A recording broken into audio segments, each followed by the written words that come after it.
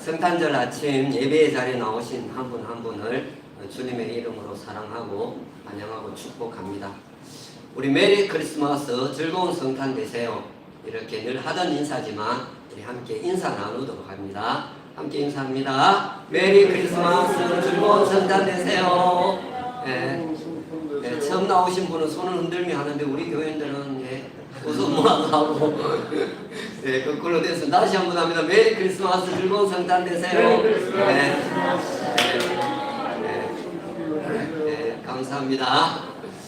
네, 오늘은 성탄절은 이렇게 하는 제목을 가지고 함께 은혜를 나누도록 하겠습니다.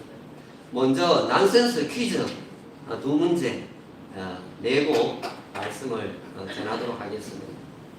상상력을 동원해서 한번 맞춰보시기를 바랍니다. 첫 번째 문제입니다. 성탄 전날 밤에 아담이 아내에게 뭐라고 했을까요? 네, 긴 시간을 안 드리겠습니다. 많이 드려도 어차피 못 맞출 거니까. 네, 이브야, 고 크리스마스야 이렇게 얘기를 했대요. 네, 성탄 전날이 이브고 또 아담의 아내 하와의 또 다른 이름이 이브지요. 네, 그렇습니다. 두 번째 문제입니다. 왜 산타는 맨날 남자만 하게 되는 걸까요? 매번 똑같은 옷을 입고 싶어 하는 여자는 없기 때문이랍니다. 네, 여자는 복장이 산타 복장이 맨날 빨간 거 한 벌밖에 없지 않아요. 그래서 여자는 산타를 못한다 그런다고 합니다. 네, 웃지 못하는 날은 실패하는 날이라고 그럽니다. 웃는 날이 성공하는 날입니다. 또한 웃음이 오면은 사람도 오고 웃음이 떠나면 사람도 떠나고 웃음이 떠나면 건강도 떠난다는 그런 말이 있습니다. 세상에 웃을 일이 없어도 정말 웃겼던 그런 일들을 생각하면서라도 웃으면은 건강해질 줄 믿습니다. 목자들은 예수님의 탄생하셨다는 그 소식을 천사를 통해서 듣고 나서 그것을 자기들이 실제로 보고 또 가서 전하는 그런 삶을 사는 것이 바로 오늘 본문입니다. 목자들을 통해서 배우는 성탄 첫 번째는 깨어서 맞이하는 성탄이 되어야 된다는 겁니다. 오늘 8절에 보시면은 그 지경에 목자들이 밤에 밖에서 자기 양떼들을 지키더니 이렇게 말씀합니다. 우리는 예수님이 탄생하셨던 때가 밤이었다는 것을 본문을 통해서 알 수 있습니다. 또한 해산하게 되는 마리아가 여관에 있을 곳이 없었다는 말을 통해서도 예수님이 밤에 태어난 것이라는 것을 추측을 해볼 수 있습니다. 여관에는 언제 갑니까? 낮밤을 안 가립니까? 주로 밤에 그렇게 갑니다. 또 동방 박사들이 문득 별이 머무는 곳에 들어갔다는 말씀 속에서도 우리는 예수님이 밤에 태어났다는 그런 정보를 얻을 수 있습니다. 낮에는 별 볼 일이 없지요. 네. 여기 제일 끝절에 끝부분에 나오는 지키더니라고 하는 이 말은 헬라어로 보면은요 현재 분사형이 쓰였습니다. 이거는요 동작의 계속을 나타내는 거예요. 목자들이 줄곧 깨어서 또 자기 양떼들을 계속해서 돌보고 있었다는 그런 뜻입니다.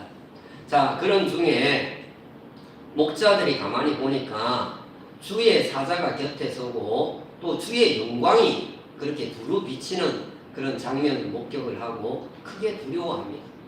여러분 깜깜한 시골 밤에 가로등도 없어요. 그런데 갑자기 천사가 나타나고 환하게 주변이 밝아와요. 얼마나 놀라겠어요. 그런 상황이었어요. 이때 천사가 무서워하지 말라 그렇게 안심시킨 후에 온 백성에게 미칠 가장 큰 기쁨의 좋은 소식을 전하게 됩니다. 그 소식이 바로 뭐냐 하면은 온 세상을 구원할 구주가 나셨다는 그 소식입니다. 여러분, 사람들이 들어서 안다고 다 행동에 옮기지는 않아요.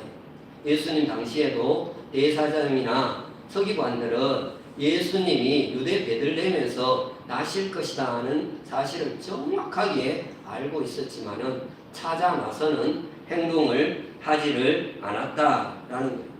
그에 비해서 오늘 15절에 보시면은 오늘 목자들은 이제 베들레헴으로 가서 주께서 우리에게 알리신 바 이 일이 이루어진 일을 보자라고 말을 합니다.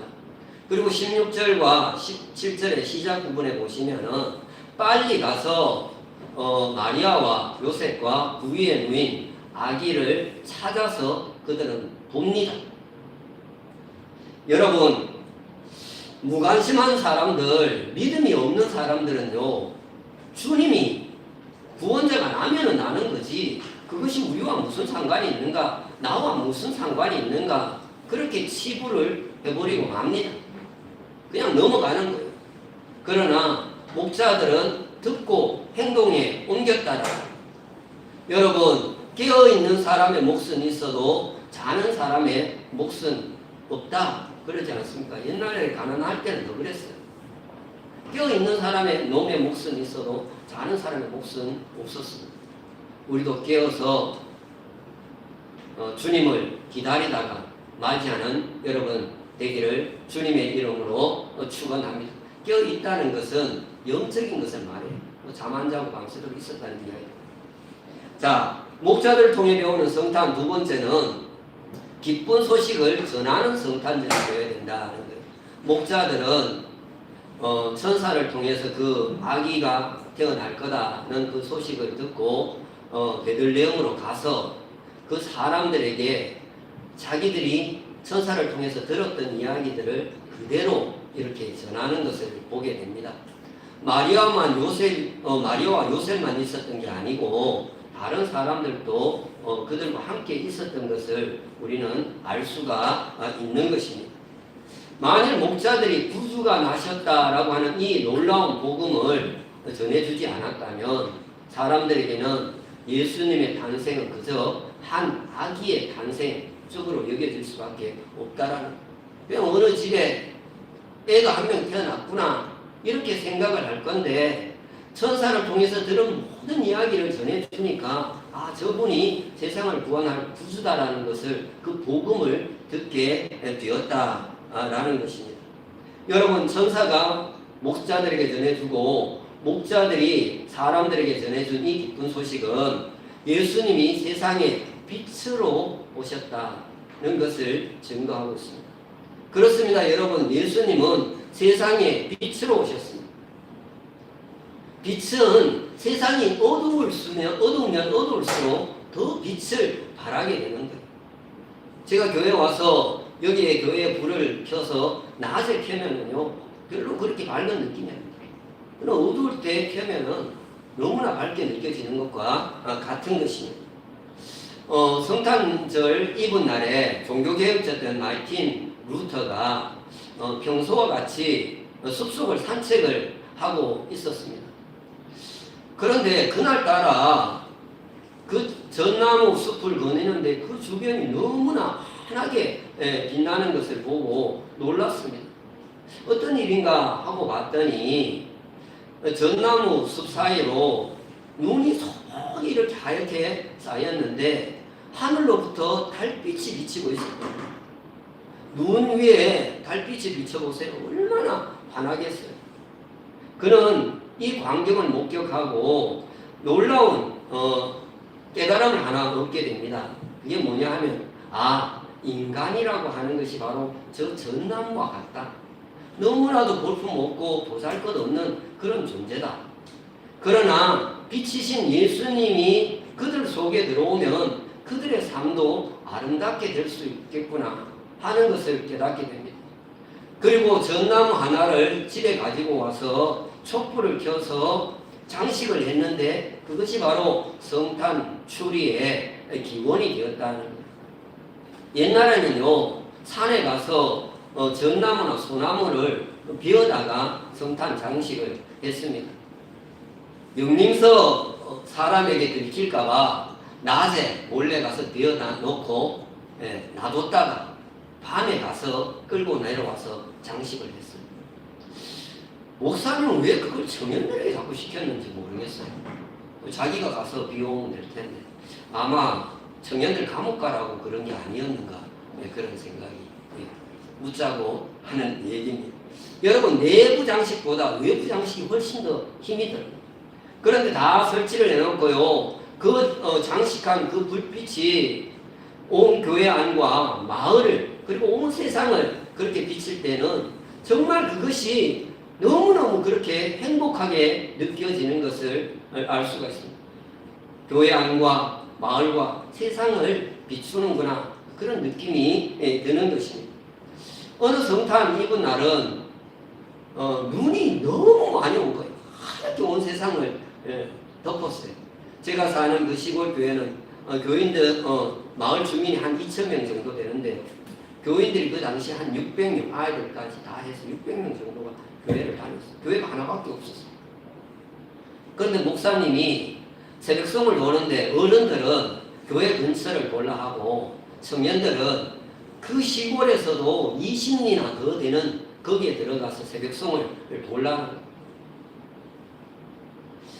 전체 가구 수가 그 시골 마을에 그 안에 들어가면 한 20가구가 되었는데요.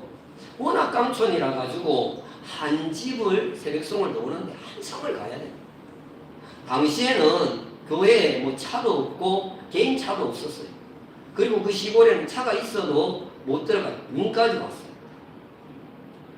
그런데도 선물을 한 꾸러미씩 들고 메고 청년들 한 30명이 그 집집마다 다 돌아주는데 그렇게 행복할 수가 없는, 그 20가구 정도 되는데 한 가정인가 두 가정인가 그 먼 길을 그 시골 교회를 다녔습니다. 그렇게 보는데 나머지는 절에 다니고 또 조상신을 섬기고 그런 집들이었는데 그 모든 집들을 20집을 다 돌아준 거예요. 그런데요, 놀랍게도 각 가정을 갈 때마다 사람들이 나와가지고 문을 활짝 열어놓고 집에 복 들어오라고 문을 활짝 열어주는 것을 보면 참 신기하다, 그렇게 여겼어요. 그런데 나중에 그곳에 그래 오리지 않아서 교회가 세워졌어요. 이야기를 들었는데요, 그 20가구 중에서 10몇 사람이 예수를 믿게 되었다. 지금은 이사도 가고 해서 조금 떨어졌는데, 여러분, 복음의 씨앗이라는 것은요, 헛되는 게 아니에요. 당대에 못 거두면 후대에라도 반드시 거둔다라는, 목자들처럼 복음을 전하는 일에 힘쓰는 우리 큰빛교회가 되기를 원하고 그런 성탄이 되기를 주님의 이름으로 축원합니다. 한 가지만 더 들여다보겠습니다.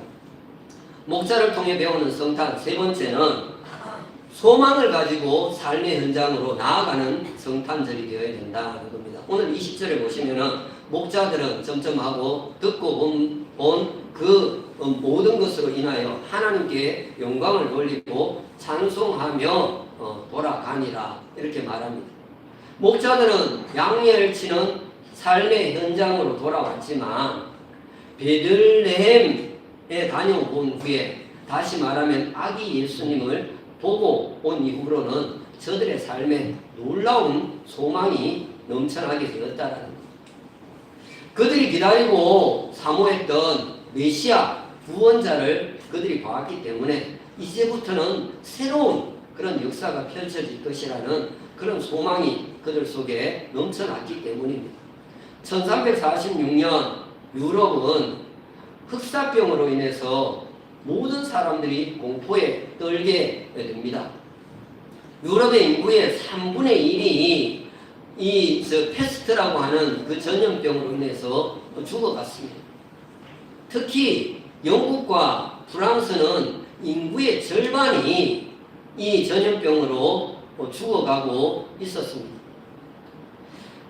그래서 성탄 전날을 맞았지만, 이브날을 맞았지만 런던 거리는 정말 조용하다 못해 적막하기까지 했습니다. 마치 공동어디처럼 그렇게 느껴졌습니다.